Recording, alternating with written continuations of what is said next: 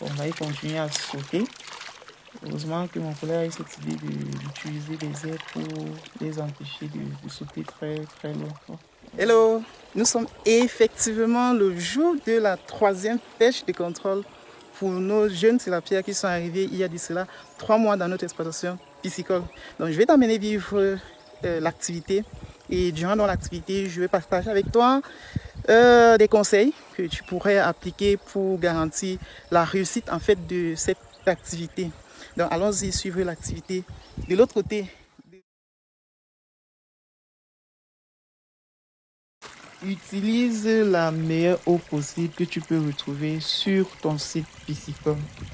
Nous sommes en train de prélever l'eau dans notre canal d'alimentation. C'est une eau assez fraîche parce que l'eau du canal circule. La mise à jeune a 2 atouts majeurs. Premier atout, c'est ce que tu es en train de voir là. Ça nous facilite le ramassage des poissons, premièrement. Et deuxièmement, ça va contribuer à limiter le stress des poissons liés aux manipulations. Oh là là, là, apparemment notre contenant n'est pas assez adapté. Comme ils sont en train de sauter de partout. On va rapidement les ramasser. Nous allons une fois de plus prendre à nouveau des échantillons de poissons. Ceci pour avoir une meilleure représentativité de la population de poissons dans cet état. Toujours avec une épuisette, vu qu'ils sont en jeune, c'est beaucoup plus facile pour nous de les prendre ainsi. On va y continuer à sauter. Heureusement que mon collègue a eu cette idée d'utiliser des ailes pour les empêcher de sauter très très loin. Bon, on va les ramasser.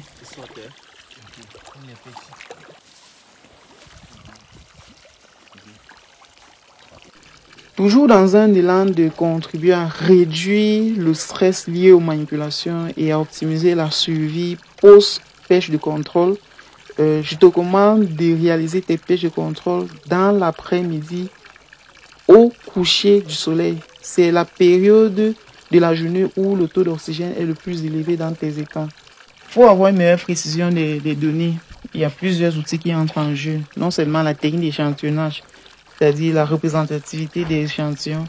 Il y a les outils d'échantillonnage qui entrent également en jeu. Donc, comme outil, nous utilisons ici une balance sensible d'une sensibilité de 1 gramme. Nous prenons des notes à mesure, nous pesons les poissons.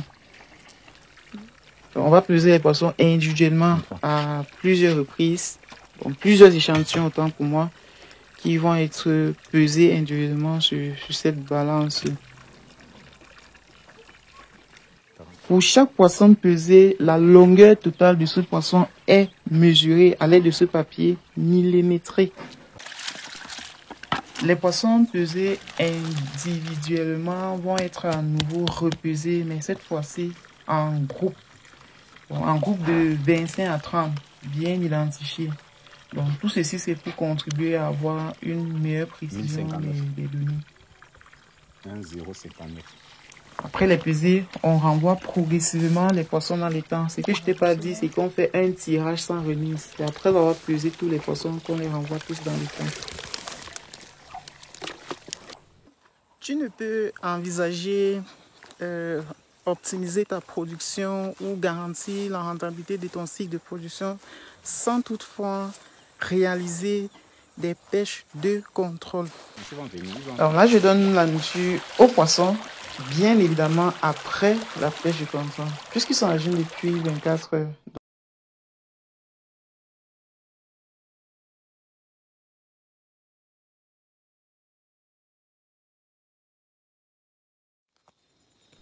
Après la collecte des données écrites, scanne immédiatement le bloc-notes pour préserver une source secondaire de données. Sinon, à quoi aurait servi toute cette manipulation de poissons? Allez, ciao, ciao, porte-toi très bien. À très bientôt.